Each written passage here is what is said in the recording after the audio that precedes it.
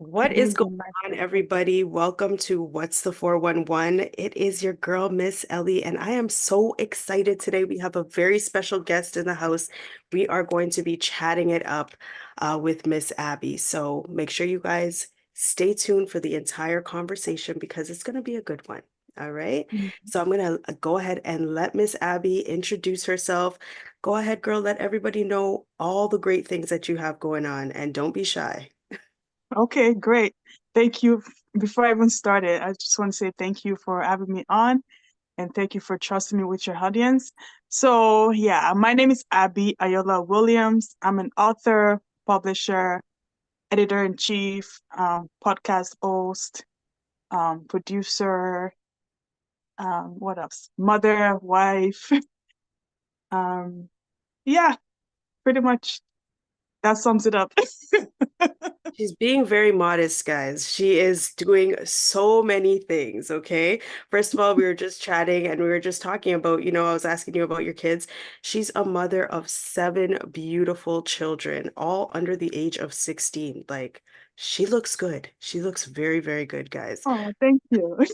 So talk to us about it. Let us know, like, there's a lot of things that come with motherhood. And then you have so many other things. You're an entrepreneur, you've got this podcast, you're an author. Talk to us about the balance. How do you Yeah, manage? sure, sure. So the way that I manage is I try to manage my time good, and also I try to delegate to other people.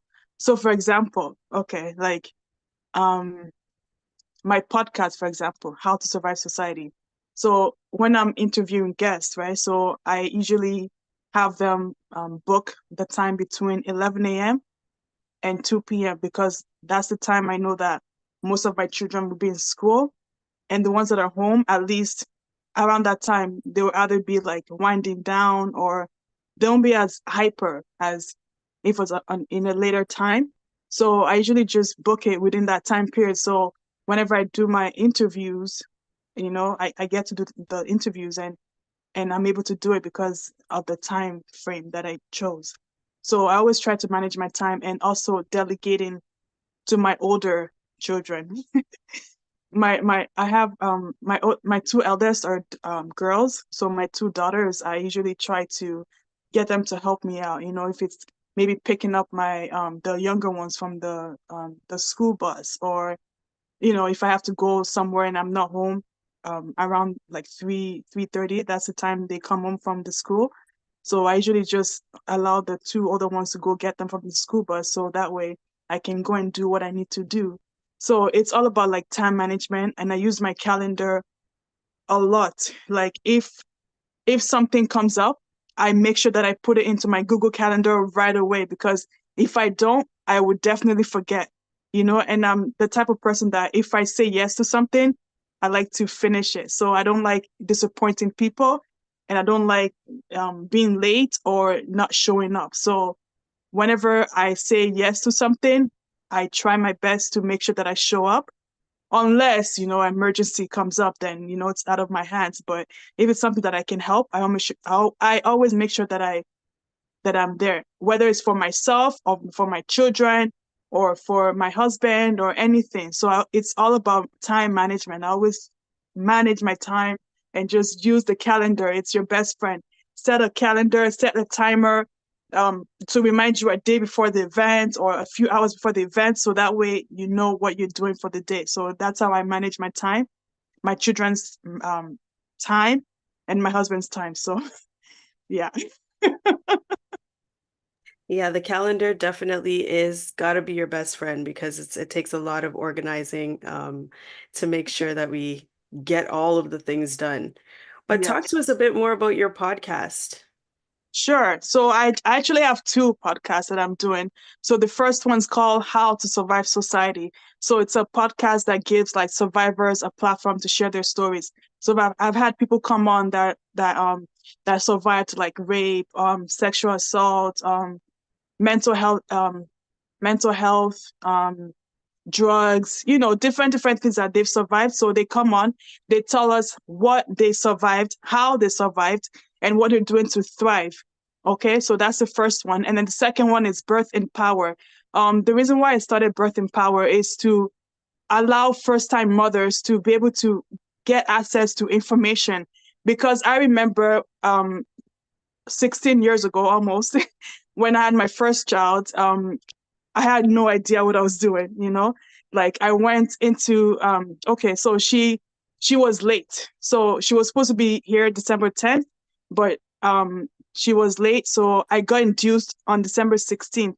I had no idea what I was doing. My doctor's like, oh, go into the hospital, you're gonna get induced, blah blah blah. So I was like, okay, first time. I was like 22, turning 23 that time. So I had no idea what I was doing. So I went in, they induced me, the worst pain ever. I almost got C-section because her heart rate was dropping. And there was so many things like, and I was there by myself. So there was no one to advocate for me. There was no one to help me out. Like there, you know?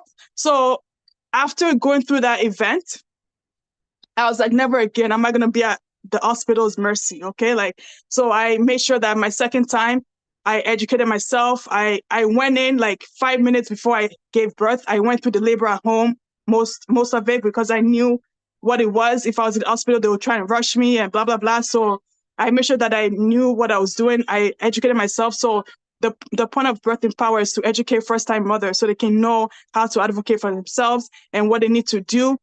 Use midwives, you know, because after that, then I did like home births. My last three are like home births with midwives. So, and it's so much different than going to the hospital. Like home birth is like the best thing you can ever do for yourself. So, and using a midwife and doulas and all those people. So, having the education to be able to advocate for yourself is the reason why I started Birth in Power podcast. Definitely. Listen, having a baby is crazy. People, like, I mean, she's got 7 children, guys. I mean, she's a pro. But as she mentioned, like, there's a lot of things that we don't know when you're going in for the first time. It's scary having a baby for the first time. And also, there's a lot of things that you don't know for sure. So, talk to us about the difference, though, between the hospital birth and then birthing at home. Yes, definitely. So the difference is in the hospital, you're rushed, you know, and if you're not progressing fast enough, they try to give you like medicine and different things to help you rush along. And sometimes the baby's just not ready to come, you know, like you have to give the baby the time and your body to do what it needs to do. So if you're in the hospital and they're rushing you, so obviously something's going to happen. Something's about to happen, right? But at home, it's different. Everything is at your own time. You're in a place where you're comfortable doing what you need to do. You're there's no rush and you're just comfortable. You can do whatever you want. Like you can walk around, they don't tell you to lay in bed. Because I know in the hospital it's like you have to be in bed and just have the stuff on you and like because walking around when you're in labor it's like it's a game changer. Like it helps you to move for your labor to move along faster. But in the hospital, they're like, oh, you know, you have to sit down, blah, blah, blah, you know, all that stuff. But at home, you're in control. So whatever you want to do, you get to do, and they just support you. As long as it's safe for you and the baby, they're like, okay, just go ahead. So that's a big difference between giving birth in the hospital and at home. Sounds much better. I myself, I have 3 kids and I gave birth to all of them at the hospital. And like I remember the first one was crazy. It was so difficult. And I ended up getting rushed because my daughter was late too. And they ended up rushing me into a C-section. So it was really rough. But that's important for us ladies to know. Get those tips as a new mom because it's so scary. So I love that one. I definitely have to tune in. Where do we find your podcast? It's on Apple, Google, anywhere you can find your favorite podcast, you can find mine too. You just type in How to Survive Society and Birth in Power, and it will come up. You're on mute. I can't hear you. You're on mute. Sorry. How to Survive Society. That one talks about some really deep issues though. So what inspired you to start that one? So what inspired me was I went to LA, California in 2022 May, right? So I stayed with this lovely couple, Nimi and Danny. So they were talking about like the stuff that, especially Nimi, the wife, she was talking about the stuff that she went through and still going through with her family and all these things. And not just only her, also there was another lady, Lola Savage. She was also telling me about her life story and what she's been through and stuff. I'm like, yo, people are going through a lot of stuff out here, like let me see if I can like um create a platform where like these people can come on and share their stories because I'm hearing all these stories. I'm like, what the flip? Like, is this real life? This is happening. This is actually happening to people. Like, oh my god. So after hearing their stories and stuff, I'm like, you know what? Let me start a podcast and give people the platform to share their stories because man, people are going through stuff out here. So if I'm able to give them that platform to share their stories and also share tips and tricks on how they deal with their stuff and can help one, two, three, four people, whatever. As long as you're able to help somebody, it's worth it. So that's what made me start Out to Survive Society. Yeah, that definitely sounds inspiring because, people are going through a lot of stuff and Yeah. you never know who's listening, who could connect, I'm sorry, with the Mhm. story and just Yeah, use it as advice for themselves. So that's huge. Huge. exactly. So you were a part of a show, the hmm Niger Wives of Hollywood, right? Am I saying that Yeah. right? Niger was of Toronto and Hollywood. Yes. Okay, so talk to us about both of them. Sure. So the Nigerians of Toronto is it's a reality show that follows the lives of Nigerian Canadian women and how they navigate their lives, their friendships, their businesses, their work, their success, their husband, their families, So just following their lives, because sometimes when you're from when you're not from Canada or born here, it's different because you're trying to fit in as a Canadian, but yet because you didn't grow up, you weren't born here, you still have that other culture. And in my case, and in the other lady's cases, it's being Nigerian. So I was trying to be Nigerian and Canadian at the same time. It's like, you're trying to find a balance between both because when I go to Nigeria, they know for sure that I'm not from there because of the way that I act and things that I say, right? And then when I'm here, the same thing. They know I wasn't born here because I have an accent, I act certain ways, I have different, so it's like, where do I fit in, right? Like I'm right in the middle. I'm not Canadian and I'm not Nigerian. I'm just Nigerian Canadian, I guess. I don't know. So so the show is it helps to like bring that stuff to light, it's like, yeah, so it and the same thing with the Hollywood one, it's about the Nigerians living in Hollywood and how they're navigating being Nigerian American and all that stuff. So yeah. So which one came first, Toronto or Hollywood? Toronto. Okay. Toronto came first, yeah. Okay. And then so what inspired you? Did you actually move out to Hollywood or what happened there? So I didn't move out to Hollywood. Not yet. I want to. I want to, but I went there like for a few weeks to film like the pilot episode. The reason being is because we wanted to expand into other cities. So we wanted to start with Hollywood first. So that's what made me go to Hollywood to see if we can expand there. And so what do you feel is the difference between Toronto and Hollywood? Which one do you like better? Ah, people are gonna shoot me for this. Oh my God. Honestly, honestly, I like Hollywood only because the story is already there. You don't even have to like force it. The Mm. story is already there. Like these people are actually living this life, that you see on TV. Like it's crazy. But in Toronto, I don't know. It's just a bit drier. Like Mm-mm, we're dry over here, guys. no, Uh-oh. no, I'm from Toronto too. I'm not saying. I don't know. Oh my God. No, but Hollywood is Hollywood. I mean, we're not, we Like the story is already there. Like you don't even have to like. I don't know. I don't know how to explain it, but it's like I like Hollywood. Yeah. So you I would like move there. Hollywood. So you think you would move there? If I can, yeah. Yeah. Yeah. But when you have children, you have to think about their life too and your life. So you have to choose what's best for them. So it's like, Hmm. yeah, I'm still trying to work that out. I'm Oh, still trying to work it out. Yeah. so there's so are you guys taking the show any other city, or for now it's just Toronto and Hollywood?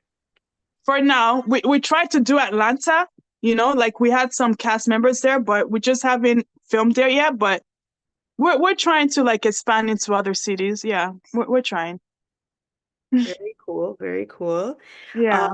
so that definitely was probably a huge experience for you. Talk to us a bit about the experience of doing the filming, because that's another part of, you had to balance with the motherhood and the Hmm. podcast and being a wife. So talk to us about that. Yeah, definitely. So at when I went to Hollywood, I think it was like 2022. Yeah, 2022, because then I got pregnant. Then I, yeah, I have a 6-month-old baby, so that's what I'm trying to think. So yeah, when I went, I had to go with my three youngest at that time, and with also my husband. So we went there. So trying to juggle filming and the three little ones that came with me, and yeah, and trying to find videographer, photographer, editors, all that stuff all at once. Yeah, it was definitely a struggle. But like I said, what it really helps me is the calendar and delegating tasks and leading into my community. Like sometimes you want to do stuff on our own and stuff, but you just have to delegate and let people help you out, and just because you can't do everything by yourself. You're not. Definitely not. You have a Yeah, if you guys hear babies in the old, background. Yeah. I was just gonna say she has a 6-month-old baby. Like, so, Yeah. oh my goodness. Wow. But you also are an author, so talk to us about talk to us about the book. Yeah, so I've written over 40 books, actually, journals and books and stuff like that. So my the reason why I became an author is to, share recipes, like plant-based recipes and stuff like that.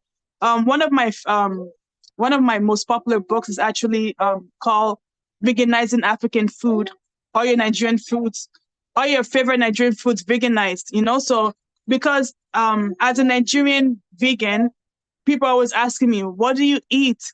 What do I do if I want to go plant-based? Blah, blah, blah, blah. Especially if you're into like ethnic food and cultured food. So that's why I wrote that book, to be able to show people that even if you like eating ethnic food and food from your culture, you can actually find a way to incorporate plants into your food, and it can still taste like it would if you were eating meat or whatever. So that was one reason why I wrote that book. And the other cookbooks also is just to make, being a plant-based person easier, like there's um recipes for soup, bread, snacks, meals, stew, rice, like stuff like that, plantain, stuff like that. So it's just a lot of plant-based cookbooks, and most of the journals that I have are mostly like your daily journals, like something that will help you to stay organized and set your goals and things like that.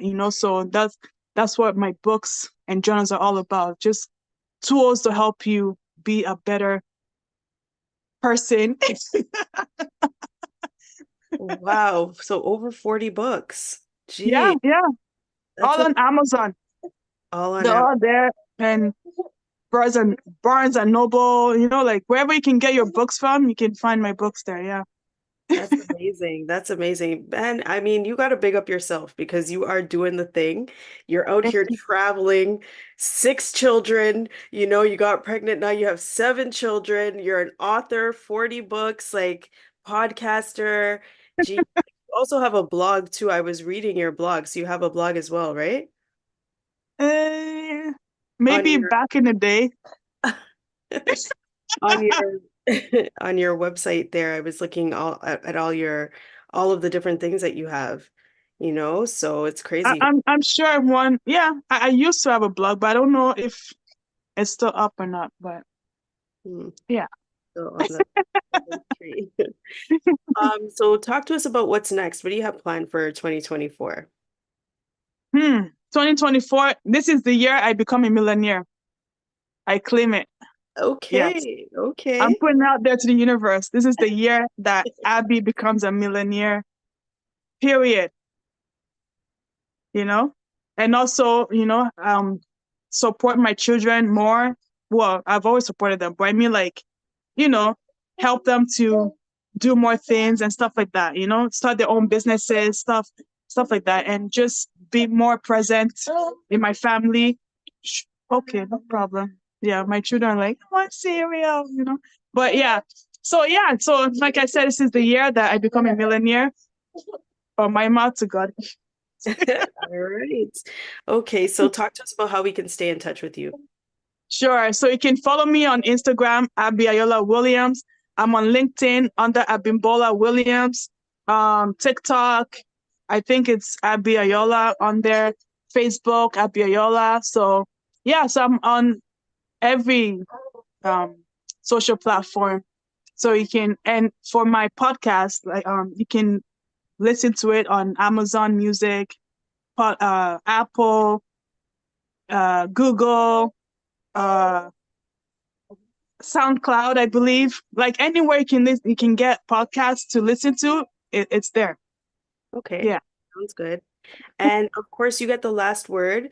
You must have like a motivational quote or something inspirational that you kind of go by on a daily basis that keeps you going. Sure. It's never too late. It's never too late. It's never too late. It's never too late. Like no matter where you want to start, what you want to do, where you want to be in life, it's never too late. Don't look at your age, don't look at your situation, don't look at anything. Just start, just do it. Just do it. Because I know sometimes you want something to be perfect, or you want the perfect situation, or the perfect, nothing's perfect. So start and learn as you go along. Even if you make mistakes, who cares? Like no one is perfect. Just start it and learn as you go. So it's never too late. Just do what you need to do and get started. That's all. All right, that's a whole word, a whole word. And do you have anybody you want to say what's up to? Yes, of course. Big up to my husband, Buff Boy, Buff Boy Fitness. If you need to get in shape, get in touch with him. He's a great personal trainer. Yeah. So shout out to Buff Boy, my husband. All right, all right. Well, thank you so much for taking time out to share with us on the show. I appreciate you Thank and wish you. you the best. Thank you so much. Thank you for having me. No problem. Thank you for sharing your time because I know it's fitting us into the schedule. We appreciate it. You can hear all of them in the background. This one is asking for cereal, one is Yeah. asking for water. I'm just like, lean on each other. Well, thank you so much. And thank you guys for watching. Make sure that you guys hit her up. She's on all of the social media platforms. She's got the podcast, she's got the books, she's got so much information that you need to make sure that you tap into. And if you just go to Instagram to Abby Ayoola, you can click her link tree and she's got like a whole list of where you can get access to all of her stuff. So make sure you guys check her out. All right. Thank you so much for watching. What's the 411, guys? And remember, it's never too late. Wise words from Abby. It's never too late. All right, guys. See you next week, same time, same place.